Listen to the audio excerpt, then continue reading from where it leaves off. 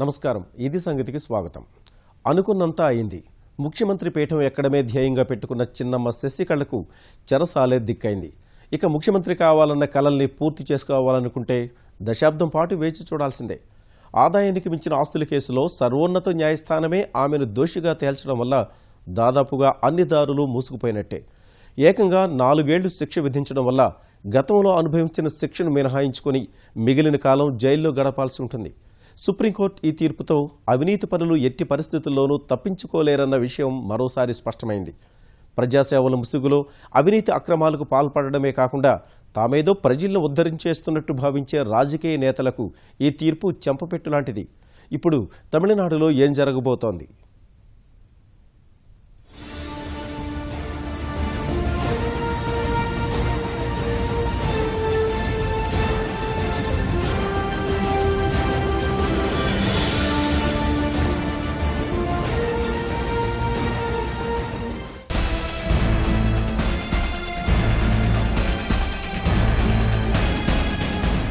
ఒక్కసారి అవినీతి అక్రమాల మచ్చపడిందా వదిలించుకోవడం ఏమంత చిన్న విషయం కాదు. ఎంతటి వారైనా కావచ్చు, ఏ స్థాయిలో అయినా ఉండొచ్చు, ప్రభుత్వాలనే శాసించే స్థాయికి చేరొచ్చు. చివరకు తేలేది మాత్రం కటకటాల వెనక్కే. మరోసారి అదే విషయం స్పష్టమైంది. ఏ అడ్డదారులు కూడా చట్టం చేతుల నుంచి తప్పించుకోవడానికి అవకాశం ఉండదు. అన్నింటికి మించిన స్థాయిలోనే ఉండే న్యాయ వ్యవస్థ ముందు అంతా తలొగ్గాల్సిందే. న్యాయపాలిక తీర్పుని శిరసావహించాల్సిందే. తమిళనాట రాజకీయ వైకుంఠపాళిలో చకచకా పైపైకి చేరుకోవాలని కలలు కన్నా వీకే శశికళ ఉదంతమే అందుకు నిదర్శనంగా చెప్పుకోవచ్చు. పీఠం ఇంకెంత దూరం అనుకుంటున్న తరుణంలో శరాఘాతంలా తగిలిన సుప్రీం తీర్పు చెబుతున్నది అదే.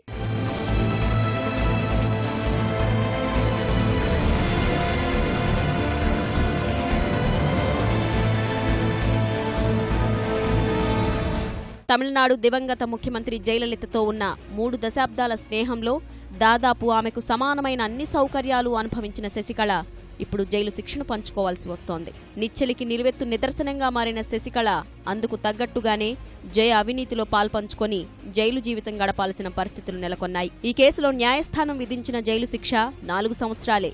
అయినా ఆమె కలలు కలలయ్యేందుకు ఈ మాత్రం సమయం చాలు.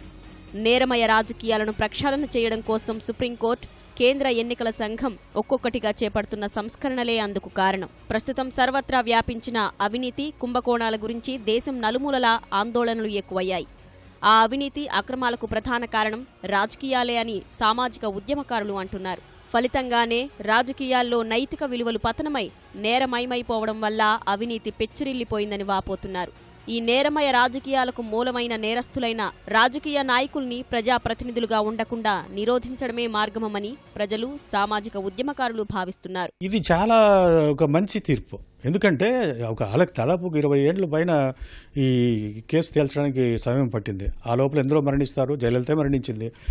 మన దేశంలో రాజకీయ అధికారాన్ని, ప్రభుత్వాధికారాన్ని గుప్పిట్లో పెట్టుకుని వేల కోట్ల ఆస్తులు సంపాదించిన దుర్మార్గపు వైఖరి రాజకీయ నాయకులు చాలామంది, అందరూ కాదు కానీ చాలా పార్టీల నాయకులు వాళ్ళు మళ్ళీ ఆపద్బాంధవులుగా కూడా చలామణి అవుతున్నారు. ఈ ధోరణి పోవాలంటే వీళ్ళు చేసిన అవినీతి అక్రమాలకు శిక్ష పడుతుంది అనేటువంటి హెచ్చరిక ఒక సర్వోన్నత న్యాయస్థానం సుప్రీంకోర్టు తన తీర్పుతో మరోసారి ధృవపరిచింది. ఆలస్యమైన సరే అలాంటి పరిస్థితుల్లోనే సుప్రీంకోర్టు 2013లో ఓ సంచలనాత్మక తీర్పునిచ్చింది. నేరస్తులైన రాజకీయ నేతలు పదవిలో ఉండేందుకు అనర్హులుగా ప్రకటిస్తూ తీర్పునిచ్చింది. నాటి సుప్రీం తీర్పు ప్రకారం ప్రజా ప్రాతినిధ్యం చట్టానికి సవరణలొచ్చాయి. సమోసాలతో ఆలు ఉన్నంత వరకు బీహార్లో లాలు ఉండడంటూ బీరాలు పోయిన రాజకీయ ఉద్దండు లాలూ ప్రసాద్ యాదవ్ వంటి వాళ్లనే ఇంటికి సాగనంపాయి. ఇప్పుడు ఆ ప్రకారం చూస్తే 4 ఏళ్ల తర్వాత జైలు నుంచి విడుదలైన 10 ఏళ్ల వరకు ఎన్నికల్లో పోటీ చేసే అవకాశం లేనందున శశికళ రాజకీయ జీవితం ఎలాంటి మలుపులు తిరుగుతుందన్నది తెలుసుకోవడానికి పెద్దగా ఆలోచించక్కర్లేదు. ఎత్తుకు పై ఎత్తులు వేస్తూ దాదాపుగా ముఖ్యమంత్రి పీఠం తనదే అన్నంతగా వ్యూహాలు రచించిన శశికళకు సుప్రీం తీర్పు ఆ స్థాయిలో చెంపపెట్టులా మారింది. I congratulate the Honorable Supreme Court for this people's verdict which has been given in this disproportionate assert case on Madam Shashikala Natarajan. This is a welcomeable step actually. I personally had faith on judiciary because in Tamil Nadu now Gundaism over, rowdyism over. You know very well that I have been put false cases, 3-4 false cases on me through this lady and her family. Now family politics over at Tamil Nadu. This verdict proved to the world that India is a very good democracy. Supreme court నుంచి ఊహించని ఈ తీర్పుతో అన్నాడీఎంకే తాత్కాలిక ప్రధాన కార్యదర్శి శశికళా నటరాజన్ దిగ్భ్రాంతికి గురయ్యారనే చెప్పాలి. పార్టీని ప్రభుత్వాన్ని ఎవరూ కదపలేరు అంటూ ఎమ్మెల్యేలను ఉద్దేశించి ఉద్వేగంగా మాట్లాడినా అవేవీ జరగబోయే పరిణామాలను ఏమాత్రం ఆపలేవని అందరికీ తెలిసిందే. అందుకే తీర్పు వెలువడిన వెంటనే చిన్నమ్మ ముఖం చిన్నబోయింది. వెంటనే కళ్లల్లో నీళ్లు తిరిగాయి. మద్దతుదారుల్లోనూ ఓ విధమైన నైర్యాస్యం కనిపించింది. ఇవాళ మరొక రోజు అనే విషయం పక్కన పెడితే ఆమె జైలుకు వెళ్లాల్సిందే అని స్పష్టమయ్యింది. ప్రస్తుతానికి ప్రత్యామ్నాయంగా అయితే అన్నాడీఎంకే శాసనసభాపక్ష నేతగా పళనిస్వామిని ఎన్నుకున్నట్లు ప్రకటించారు. రహదారుల శాఖ మంత్రిగా పళనిస్వామి ఎన్నికను శశికళ వర్గం ఎమ్మెల్యేలు అంతా ఆమోదించారు. అయితే అవేవి శశికళకు నేరుగా ఊరట కలిగించేవి కానే కాదు. This verdict is a good one because Sashikala and her family definitely don't deserve to lead the people of Tamil Nadu. So I think it's a good one. Third, I wish to say whoever is going to lead the AIADMK should definitely not be a puppet of the Natarajan Sashikala clan, and it should be a person whom Madam Jayalalitha herself chose. And it should be the right person who can take forward her legacy and fulfill all her. ఇదంతా సర్వోన్నత న్యాయస్థానం తీర్పు కారణంగానే. అసలు కేసులో supreme court ఎలాంటి తీర్పు వెలువరించిందన్న విషయాల్లోకి వెళితే 21 ఏళ్ల క్రితం నాటి ఆదాయానికి మించిన ఆస్తుల కేసు ఇది. కేసులు, వాదనలు, శిక్షలు, అప్పీళ్లు ఇలా పలు రకాల దశలు దాటి చివరకు సర్వోన్నత న్యాయస్థానానికి చేరింది. అవినీతికి పాల్పడినట్లు తేలితే ఉపేక్షించేది లేదన్నట్లు స్పందిస్తున్న సుప్రీంకోర్టు ఈ కేసులో అలాంటి వైఖరినే తీసుకుంది. శశికళను దోషిగా నిర్ధారిస్తూ తీర్పు వెలువరించింది. ఈ మేరకు కర్ణాటక ప్రత్యేక కోర్టు తీర్పును పక్కన పెట్టినా ఆ రాష్ట్ర హైకోర్టు తీర్పును కొట్టివేసిన సర్వోన్నత న్యాయస్థానం నిందితులకు జైలే సరైనదని తేల్చింది. కేసులో దోషిగా తేలినందున శశికళకు 4 ఏళ్ల జైలు శిక్ష విధించింది. అయితే ఇదే కేసులో గతంలో జైలు శిక్ష అనుభవించి ఉన్నట్టయితే 4 ఏళ్ల కాలంలో ఆ శిక్షను తగ్గించేందుకు అవకాశం ఇచ్చింది. జస్టిస్ పీసీ ఘోష్, జస్టిస్ అమితవ్ రాయ్లతో కూడిన ద్విసభ్య బెంచ్ ఈ తీర్పు వెలువరించింది. తమ ముందు ఉంచిన సాక్ష్యాలు, ఇతర ఆధారాల ప్రకారం కర్ణాటక హైకోర్టు ఇచ్చిన ఆదేశాల తీర్పును తోసిపుచ్చుతున్నామని, అదే సమయంలో కేసులో నిందితులను దోషులుగా తేలుస్తూ ప్రత్యేక న్యాయస్థానం ఇచ్చిన తీర్పు ఆదేశాలను సమర్థిస్తున్నట్లు పేర్కొన్నారు న్యాయమూర్తులు.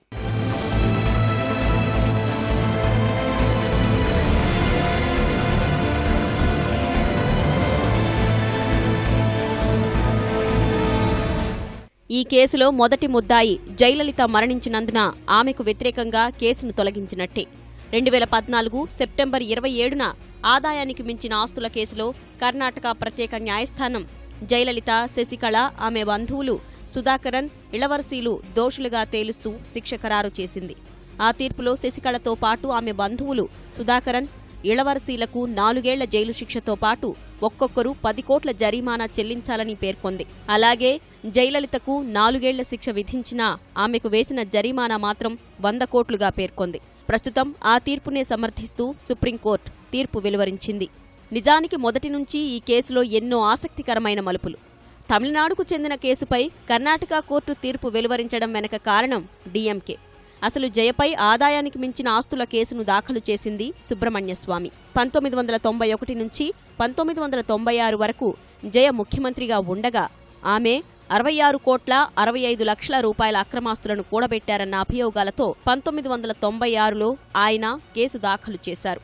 అందులో సహనిందితులుగా శశికళ, ఇళవర్సి, సుధాకరన్లను పేర్కొన్నారు. నిజానికి 1991 ఆదాయపు పన్ను రిటర్న్స్ ప్రకారం జయ ఆస్తి విలువ 2 కోట్లే. ముఖ్యమంత్రిగా నెలకు రూపాయి వేతనం తీసుకున్న జయ 5 ఏళ్లలో 66 కోట్లకు పైన ఎలా కూడబెట్టగలిగారన్నది సుబ్రహ్మణ్యస్వామి ఆరోపణ. ఈ కేసుకు సంబంధించి 1996లో ఎఫ్ఐఆర్ నమోదైంది. 1996 మేలో డీఎంకే అధికారంలోకి వచ్చాక జయకు కష్టాలు మొదలయ్యాయి.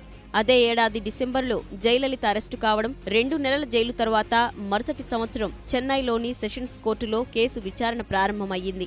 ఈలోగా జయ వేసిన పిటిషన్లను మద్రాస్ హైకోర్టు కొట్టివేసింది. 2001లో మళ్లీ జయలలిత అధికారంలోకి రావడంతో కేసు మళ్లీ మొదటికి వచ్చింది. జయ ముఖ్యమంత్రిగా ఉండడం వల్ల తమిళనాడు కోర్టులో న్యాయం జరిగే అవకాశం లేదంటూ కేసును కర్ణాటకకు మార్చాలని 2003లో సుప్రీంకోర్టును ఆశ్రయించింది డీఎంకే. అలా 2003 నవంబర్లో జయలలితను బెంగళూరుకు బదిలీ చేసింది సుప్రీం. కేసును విచారించిన బెంగళూరులోని ప్రత్యేక న్యాయస్థానం 2014లో 4 నిందితుల్ని దోషులుగా తేల్చి శిక్ష ఖరారు చేసింది.